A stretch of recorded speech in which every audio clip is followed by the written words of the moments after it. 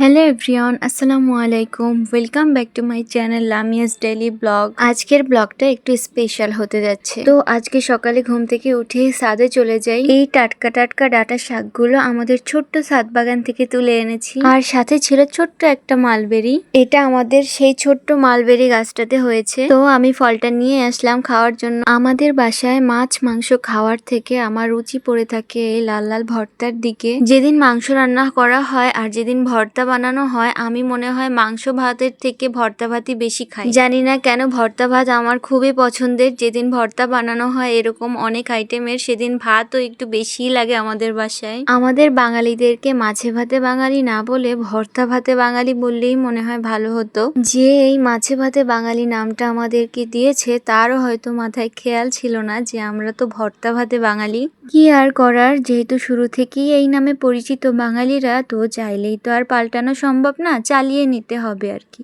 আমার একটা প্রবলেম কি জানো, আমি এই কাঁচা ধনিয়া পাতাটা যে কোনো টক আইটেমের সাথে খেতে পারি, কিন্তু কোনো মাছ তরকারি হোক বা এভাবে ভর্তা বানানো হোক, আমি কোনো ভাতের সঙ্গে এটা খেতে পারি না। আমার জন্য আমার বাবা মাও কখনো তরকারিতে এই ধনিয়া পাতা খেতে পারতো না, আর এখন শ্বশুর বাড়িতে এসে আমার শ্বশুর বাড়ির লোকেরাও কেউ আমার জন্য এই ধনিয়া পাতা তরকারিতে দেয় না। যাই হোক, দুপুরে মজা করে খাওয়া দাওয়া করে তারপরে চলে যাই রেডি হতে। আজকে তোমাদের ভাইয়ের একটা ফ্রেন্ডের বার্থডে ছিল। আগে থেকে কোনো প্রিপারেশন ছিল না, সাডেনলি আমরা এটা জানি। তো আর কি তোড়জোড় করে ছোট্ট একটা সারপ্রাইজ রেডি করি তার জন্য। আসলে কারো স্পেশাল ডেতে সারপ্রাইজ রেডি করলে যেমনটা আমাদের ভালো লাগে, তেমন তার জন্যও কিন্তু খুবই স্পেশাল হয় বিষয়টা। তো এই তো আমরা তাড়াতাড়ি করে রেডি হয়ে বের হয়ে পড়ি। সে জানতোই না তার জন্য আমরা কি সারপ্রাইজ অ্যারেঞ্জ করছি।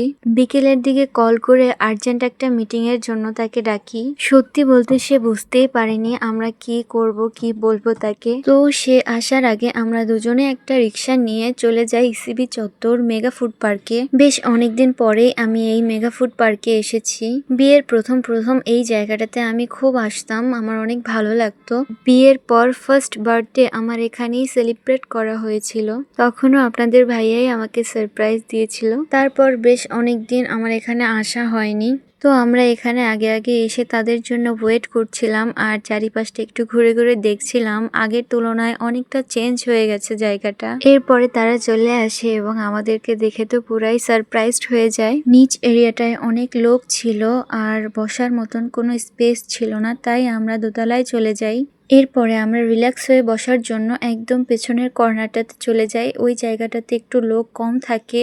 এই যে দেখতে পাচ্ছেন, এই হচ্ছে আমাদের বার্থডে গার্ল আর তার হাজবেন্ড। কথা বলতে বলতে সাডেনলি আমার চোখ পড়ে যায় কে আপুর দিকে। হ্যাঁ, সেই এন্টারটেনমেন্ট বাই কে আপু। চাইছিলাম তার কাছে গিয়ে আমি একটা সেলফি টেলফি তুলবো, কিন্তু তখন সে খাচ্ছিল আর আমরা এখানে সেলিব্রেশনে ব্যস্ত ছিলাম। ভেবেছিলাম কেক টেক কাটা হোক, তারপরে তার সাথে গিয়ে একটু মিট করব। আনফরচুনেটলি সে চলে যায়, আর তার সাথে একটু কথাও বলা হলো না। যাই হোক, নেক্সট টাইম দেখা হলে ইনশাল্লাহ এই মিস্টেকটা আর হবে না। তারপর আমরা যে ইন্টেনশন নিয়ে আসছিলাম সেটা ফুলফিল করি। অনেক সুন্দর করে আপুর বার্থডেটা সেলিব্রেট করি।